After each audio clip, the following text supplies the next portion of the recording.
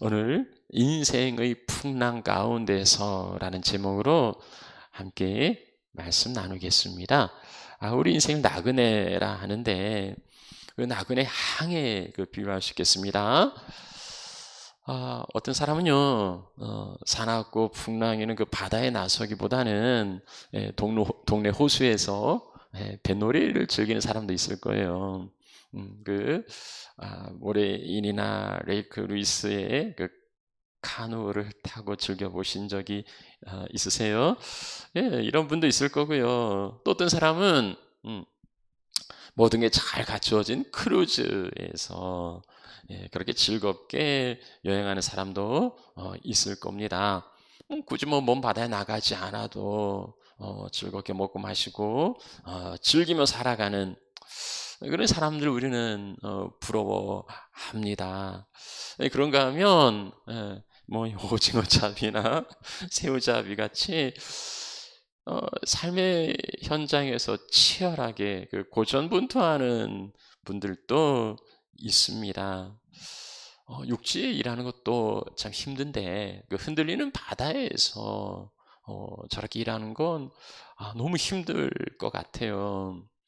더군다나 육지에 벗어나 먼 바다에서 그렇게 며칠을 지내면 정말 지치겠다, 힘들겠다. 막 파도가 닥쳐오기도 하고 막 물길 흔들리기도 하는 이런 삶이 참 고난의 인생이겠다 싶기도 합니다. 바다는 이들에게 어떤 그 풍부함을 주기도 하지만 때로는 그 생명을 위협하기도 해요. 이 바다가 분노하면 모든 것을 집어 삼킬 듯이 달려들기도 합니다. 잔잔한 바다에서도 이 육지 교통사고가 있듯이 바다에서도 사고와 사건은 있습니다. 요맘때 우리의 마음을 참 아프게 하는 있죠. 4월 16일 올해로 7주년을 맞이하는데요. 위기 상황에 우리는 어떻게 대처해야 하는지를 늘 깨우쳐주고 있습니다. 여러분의 항해는 어떠세요?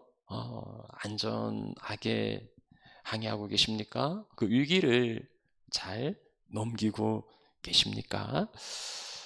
오늘 사도행전 27장 말씀을 보려고 합니다. 여기 사도행전 27장은요, 이제 사도행전 28장까지 있으니 거의 막바지에 이르는 겁니다. 바울이 죄수로 이제 로마에 호송되는 그 과정을 다루고 있어요. 바울이 그렇게 로마에 가기를 간절히 원했는데 이제 그 꿈이 이루어진 겁니다. 그런데 죄수의 몸으로 이제 끌려가는 거예요. 그의 호송을 맡은 사람은 백부장 율리오였는데 이 바울 일행의 항해는 순조롭지를 못했어요. 왜냐하면 이 시기는 항해하기에 그 적당한 그런 시기가 아니었습니다. 27장 9절 말씀에 보면 바울이 경고해요. 금식하는 절기가 이미 지났어. 이 금식의 절기는 태양력으로 보면 9월 말이나 10월 초 정도에 해당합니다. 근데 이때는요, 항해가 위태한 시기예요. 그래서 이제 바울이 권고하는 겁니다. 지금이야 항해술도 발달하고 있지만 이 당시는 요 10월 초 정도 되면 이제 위험하고 11월 정도 되면 아예 항해를 하지 않는 것이 11월에서 3월까지는 워낙 그 기상이 안 좋기 때문에 이제 항해하지 않는 것이 그 당시에 어떤 상식이었다고 합니다. 근데 지금 이때인 거예요. 항해가 어려운 시기인 겁니다.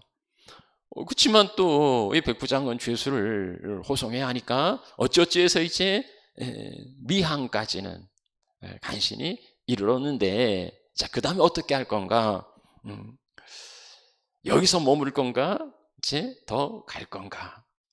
근데 바울은요, 이렇게 이야기하는 거예요. 지금 항해 시기가 아닌데 내가 보니 이번 항해는 화물과 짐뿐만 아니라 생명에도 손해가 있을 거라고 그렇게 이야기합니다.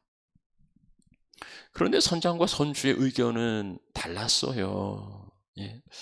아마 이 미항이라는 곳은 좀 작은 곳이어서 지금 이 배에 있는 인구만 해도 276명이거든요.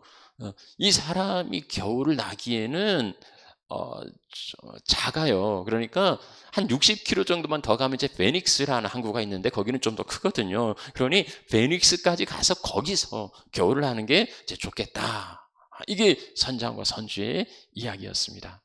예, 백부장은 선장과 선주의 말을 더 믿었다 합니다. 뭐 죄수의 이야기보다는 항해 전문가 선장과 선주의 말을 믿는 게 더 타당하겠죠. 예, 그렇게 해서 이제 항해를 강행합니다.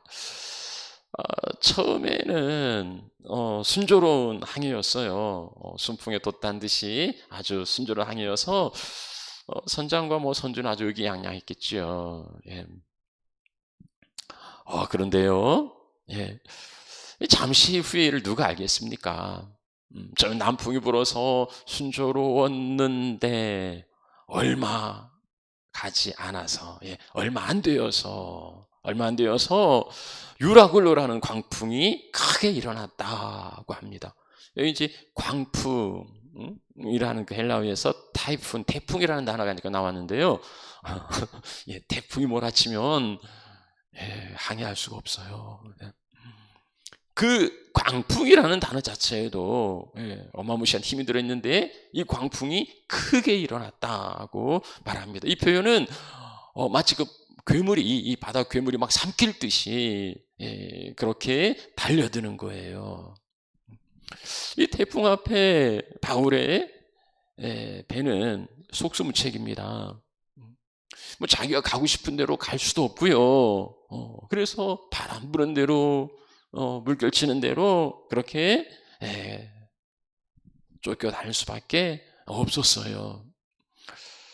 지금 이 배는 목적지가 있습니다. 누구나 그러지요. 가고 오려는 목적지가 있는데 갈 수가 없는 거예요. 왜냐하면 이 광풍이 불어서 이 배를 자기 마음대로 휘젓고 있기 때문입니다.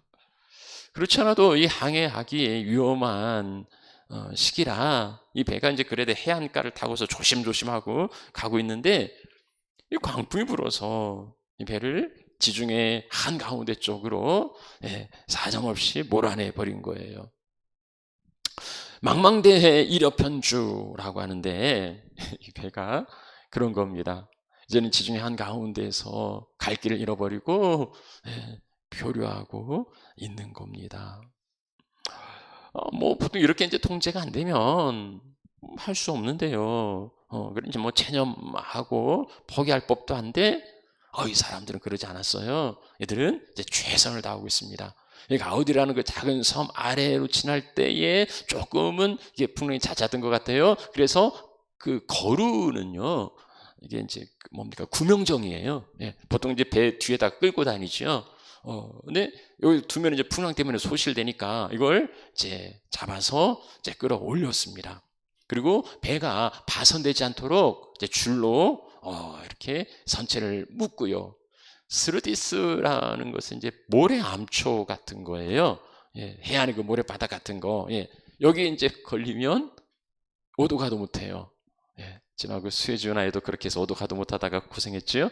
이 스르디스에 걸릴까 하여서 연장을 내리고, 그러니까는 이러한 제 구절들은 뭐냐면 이 배 선원들은 할 수 있는 대로 최선을 다하는 거예요. 자기 뜻대로 자기 마음대로 되지 않는다고 해서 포기한 게 아니고 어떻게 해서든지 이 배를 살려보려고 최선을 다하고 있습니다. 안간힘을 쓰고 있는 거예요. 그럼에도 그냥 쫓겨가더니 그럼에도 속수무책입니다. 상황이 나아지지 않았어요. 아무것도 하지 않으면 아무것도 하지 않고서 뭐 결과가 그러면 한 게 없으니까 뭐 기대할 것도 없는데 정말 최선을 다했는데 정말 애쓰고 그렇게 노력했는데도 아무런 나아지는 게 없습니다. 그냥 쫓겨가는 거예요. 그뿐만 아니라 상황은 더 악화되었습니다. 그래서 이들은요, 이제 배를 가볍게 하기 위하여서 그 이튿날 짐을 바다에 풀어버렸습니다. 배 무게를 줄여야 되니까 그 안에 있는 짐, 화물을 바다에다 버린 거예요. 이 앞절에 보면 이 배 이름이 알렉산드리아라고 그러는데요. 그 애굽의 그 곡창 지역에서 곡물을 싣고 로마에 그 운송하는 이제 전기 화물선 같은 거였습니다. 그러니까 이 배에는 이제 사람도 탔지만 곡물, 그러니까 화물이 많이 실려 있었던 거예요. 이 배의 목적은 이 화물을 그 운반하는 건데 그 화물을, 그 짐을 다 포기한 거예요. 뭐 살아야 하니 어쩔 수 없는 거 아니겠습니까?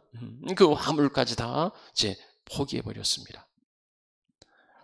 그래도 나아지지 않아요. 이제 이틀째 되는 날은 짐을 풀고 사흘째 되는 날은 그 배의 기구까지도 자기 손으로 버렸습니다.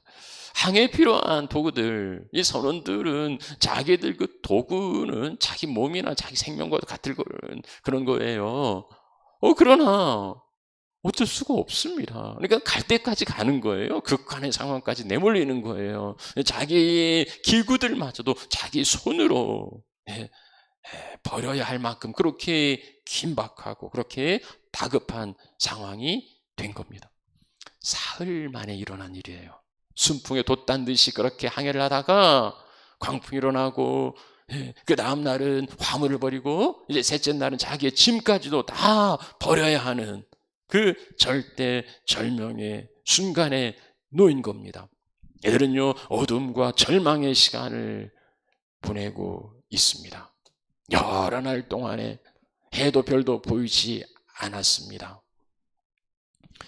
이 별은 이 당시에는 뭐 나침반에 이런 게 없으니까 그 항해의 그 방향을 결정하는 중요한 그 요인인 거예요. 역할인 거예요. 근데 해도 달도 없으니 이거 어디로 가야 하는지도 모르고 또 뭐 가고 싶다고 해서 그렇게 갈 수 있는 것도 아니고 어쨌든 자기들이 지금 가는 방향이 맞는지 확인할 수도 없어요. 모든 방향 감각을 잃어버리고 그쵸? 예, 표류하고 있습니다. 예, 언제 암초를 만날지 아니면 언제 수렁에 빠져들지 아니면 파산할지 아무것도 모르는 그 최악의 상황 가운데 이들은요 구원의 여망이 없어졌다. 살 수 있을까? 내 전화갈 수 있을까? 아니 그럴 수 있을 거야 라는 그 희망마저도 그 기대마저도 다 꺼진 거예요. 이런 그 상황이 뭐 지금 내가 처한 상황이 아니라면 한가롭게 뱃놀이 하면서 텔레비전 뉴스 시청하고 있는 거라면 한번 속 봅니다. 276명의 곡물을 가득 실은 그 알렉산드리아호가 지정해에서 큰 풍랑을 만나서 좌초할 위기에 처해 있습니다. 이 배에는 그 기독교 대사도인 바울도 타고 있다고 합니다.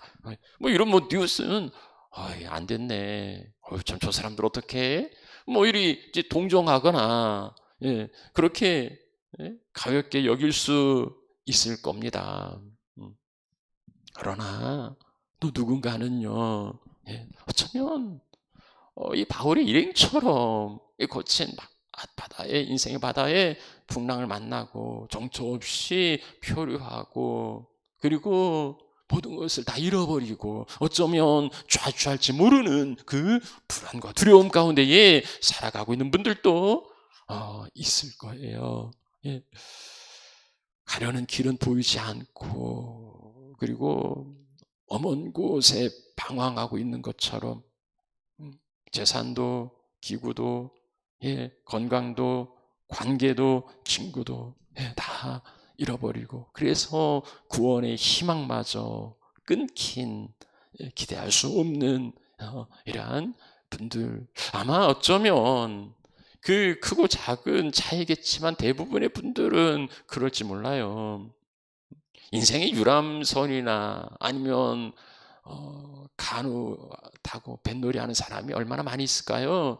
대부분은 삶의 현장에서 치열하게 그렇게 고전분투하며 살아갈 겁니다. 인생의 바다는 참 치열해요. 죽느냐 사느냐 생존이 달려있고요. 목적지에 도달할 수 있을지 없을지 늘 긴장의 연속입니다. 아무리 대단한 배라 할지라도, 아무리 크고 모든 첨단 장치를 다 갖추었다 할지라도, 이 타이타닉은요, 그 당시에 있어서는 침몰할 수 없는 배였습니다. 그리고 뭐 선장이 자신하죠. 그러나 침몰합니다. 2017년 3월 26일 저 오른쪽에 있는 화물선이 14만 톤 급인 스텔라 데이지옵니다. 우루과이 인근을 지나다가 침수 보고 5분 만에 침몰했습니다. 구명적으로 탈출한 두 사람의 선원 외에 22명은 유해마저도 수습하지 못하고 있습니다. 누구도요, 인생의 항해를 자신할 사람은 없어요. 자신해서도 안 되는 거예요. 인류가 얼마나 큰 소리 치고 교만했습니까? 전 세계적으로만 팬데믹으로 인하여서, 이 세계적인 유라굴로 광풍, 코비드-19으로 인하여서 각 나라는 속수무책이에요. 이제사 백신을 개발하고 그리고 그 백신을 통해서 조금 면역을 갖추겠다고 하지만 그것도 뭐 일부 국가인 것이지, 저 제3국은요, 이게 언제 끝날지 기약도 없습니다. 대부분의 사람들은 자기가 원치 않은 삶을 살아가고 있어요. 그 끝이 언제일지 가늠할 수도 없고, 그 끝날이 왔다 할지라도 세상이 어떻게 바뀌었을지 두렵기만 합니다. 자, 이런 상황에서요, 하나님의 사람 바울은 어떻게 대처하고 있는지, 우리는 이 바다를 어떻게 항해해야 하는지는 다음 주에 살펴보고요. 그에 앞서서 먼저 왜 이런 일들이 일어나는지 그 이유, 그 원인을 살펴보려고 합니다. 원인을 알아야 그 처방이 바르게 나오기 때문이지요. 인생의 바다에 왜 폭풍이 일어날까요? 이들이 이 폭풍을 만나게 된 이유는, 까닭은 무엇일까요? 오늘 몇 가지로 한번 생각해 보려고 합니다. 첫 번째 생각해 볼 수 있는 건요, 결국은 바울의 말을 무시해서 그런 거예요. 이 책임자인 그 율리오가, 백부장이 하나님의 사랑 바울의 말보다 이제 경험과 지식이 많은 선장과 선주의 말을 들었기 때문입니다. 바울이 일찌감치 경고한 게 있어요. 여러분, 내가 보니 이번 항해는 화물뿐 아니라 생명에도 타격과 손해가 있을 겁니다 라고 경고했습니다. 바울이 이 근거, 뭘 가지고서 이런 이야기를 했는지는 나와 있지 않아요. 바울도 이제 3번에 걸친 그 선교 여행 동안에 숱한 막 파손되어서 죽을 뻔한 경험도 있거든요. 이런 이제 경험에서 나온 건지 아니면 하나님의 계시를 받았는지는 모르겠습니다만은, 아무튼 이제 바울이 이렇게 미리 경고한 게 있어요. 그런데 백부장은요, 바울의 말보다 선장과 선주의 말을 더 믿었다 합니다. 바울은 텐트 메이커예요. 바울은 텐트 만드는 사람인데, 뭐 번데기 앞에 주름 잡는다는 이야기가 있는데, 선장과 선주는 바다의 사람이에요. 바다에서 그 인생의 대부분을 보냈던 사람입니다. 그러니까 이 전기 그 화물선인 이 배를, 이 코스를 뭐 얼마나 운행했는지는 모르겠지만, 그러나 적어도 이 항해에 대해서만큼은 선장과 선주는 전문가입니다. 그럼 뭐 전문가 이야기를 듣는 게 타당하죠. 자, 그런데 결과는 어떻습니까? 선장과 선주의 참패였습니다. 바울의 말을 듣지 않는 대가는 너무 혹독했습니다.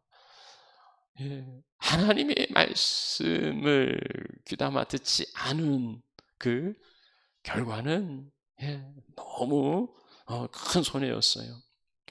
우리는 때로 하나님의 말씀보다 자기의 경험이나 아니면 어떤 그 지식이나 어떤 그 전문성을 더 앞세우고 있는 건 아닌지, 하나님의 말씀을 의존하기보다는 나의 지나온 경험이나 나의 그 작은 지식으로 판단하고 있는 것은 아닌지 우리 이번 케이스를 통하여서 살펴보아야 하겠습니다. 아무리 전문가를 할지라도요, 원숭이도 나무에 떨어질 날이 있다는데 인생 항해를 그렇게 자기의 지식과 자기의 경험을 의존해서는 안 될 겁니다. 하나님 앞에 겸손하는 것이 지혜인 거죠. 자, 우리가 또 하나 살펴볼 수 있는 것은요, 이 연장선에서 합리성과 편리주의예요. 백부장, 그 선장과 선주가 이야기한 건 뭡니까? 여기는 작아요. 그래서 이 미항은 겨울을 나기에 불편합니다. 조금만 더 가면, 한 60km 더 가면 베닉스라는 좀 더 큰 항구가 있으니까 거기 가서 좀 편하게, 좀 쉽게 겨울을 나자, 뭐 이런 주장이었습니다. 타당하지요. 그리고 합리적입니다. 뭐 더 쉽고 더 편하게 살자는데 누가 반대하겠어요? 먼 거리도 아니고 뭐 한 60km 가면 되는데 한나절 뭐 하루도 못 뛰어서 갈 수 있는 거리인데 그럼 갑시다. 아마 뭐 저라도 거기 있는 대부분 사람들은 그렇게 했을 거예요. 자, 그런데 그 합리성이라는 게 많은 사람을 살리게 될 믿음의 사람 바울의 주장을 꺾는 그런 결과를 가져오고 말았죠. 이들은요, 한겨울 좀 편하게 지내려다가 그 인생이 꼬이고 말았습니다. 그 삶 자체가 어려워진 거예요. 이 경우를 보아서 우리에게 도전하고 있는 건 뭡니까? 쉽고 편하게 그냥 살아가려는 것보다 하나님의 말씀으로 살아가는 게 그게 평안한 삶이라는 거예요. 환경이 어떻고 그게 아니고 말씀을 의존하고 그 말씀을 따라가는 삶이 평안을 보장해 준다는 겁니다. 또 하나 살펴볼 수 있는 건요, 다수의 의견을 따르다가 결국은 어려움을 만난 거예요.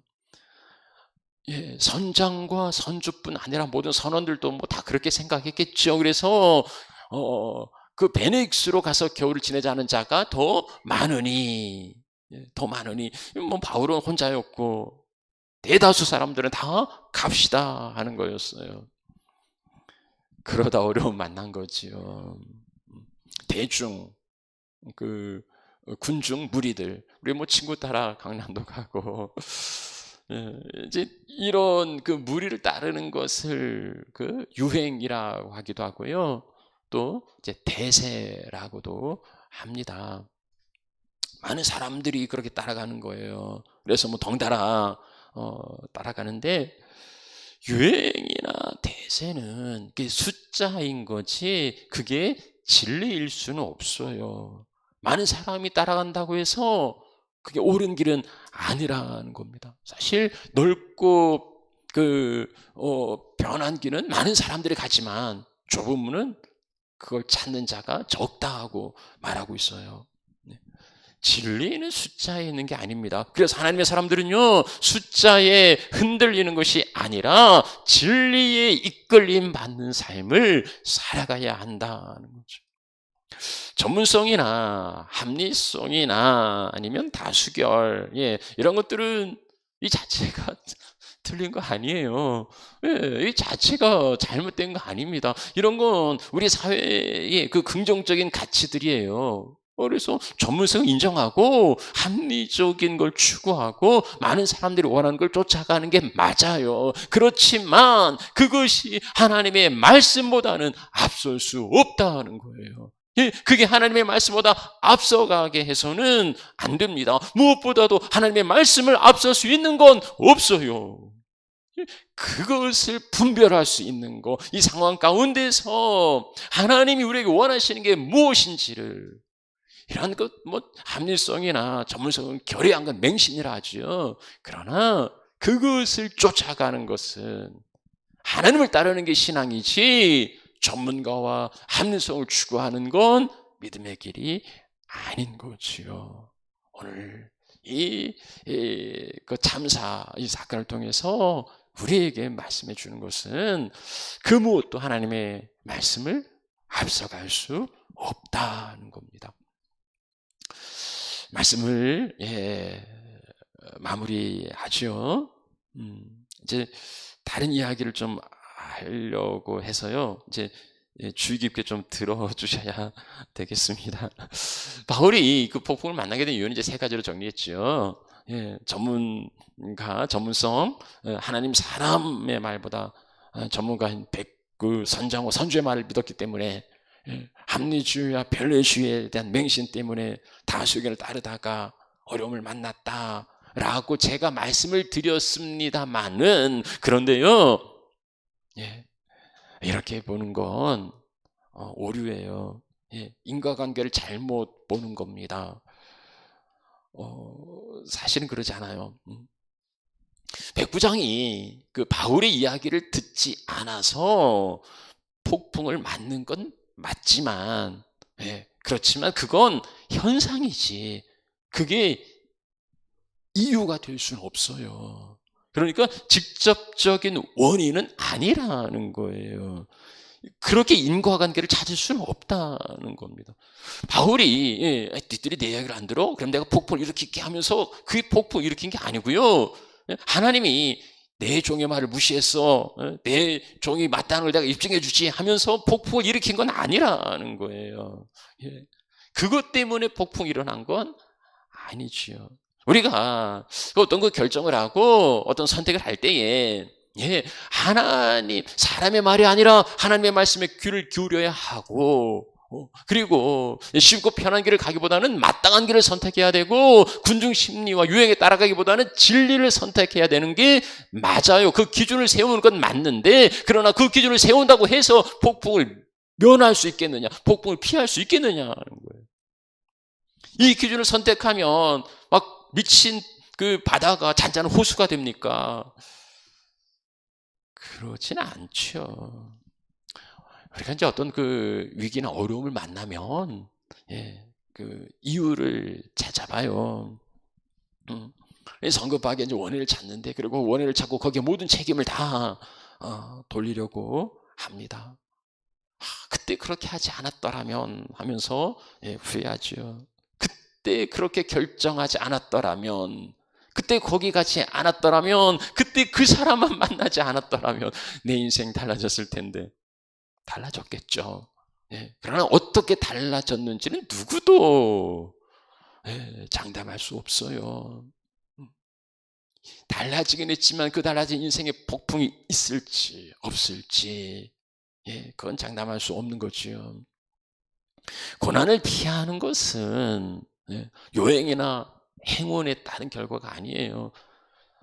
이 둘 중에 선택이 있어요. 그래서 여기에는 복이 있고 여기는 화가 있고, 그래서 복불복이고, 내가 그때 그 복이 아니라 화를 몰랐죠. 그건 줄 모르고 그냥 하나 집었는데, 복불복으로 집었는데 이게 복이 아니고 이게 화였어, 이게 문제였어. 그래서 그때 돌아가면 난 다시 이쪽을 집을 거야 라고 말하지만 이쪽에도요 마찬가지라는 거예요. 둘 중에 선택을 잘해서 고난을 면하는 게 아닙니다.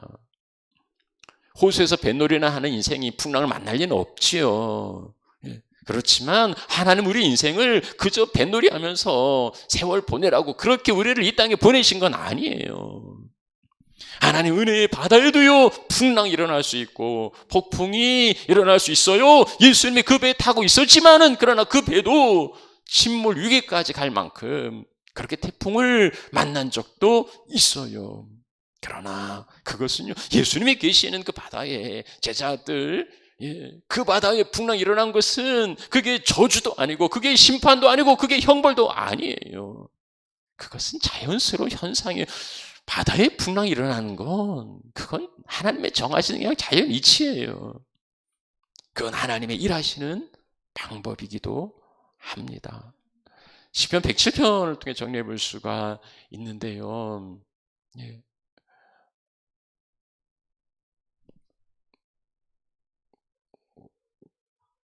이게 왜 이렇게 갈까요? 여기 시편 107편의 말씀으로 정리해 볼 수가 있는데요.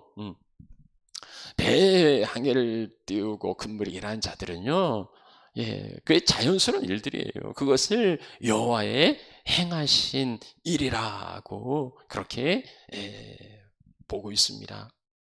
그러면 그 여호와의 행하신 일, 그 풍랑과 파도가 여호와의 행하신 일이라면 우리의 시선이 머물러야 하는 것은 그것을 다스리시는 하나님이에요.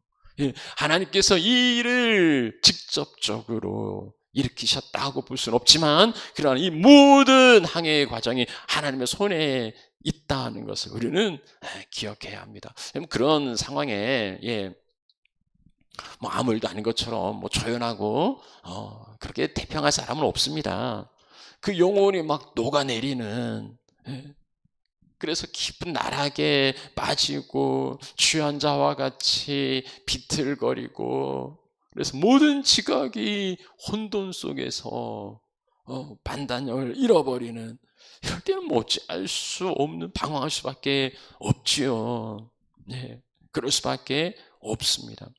죽을 것 같은 폭풍 속에서 모든 걸 잃어버리고 구원의 희망마저 끊겼을 때에, 그때에 우리는 어떤 원인을 찾고 책임을 돌리는 게 아니라 모든 것을 주관하시고 다스리시는 그 하나님을 찾아야 한다는 거예요. 그게 유일한 해답이고 그게 키예요.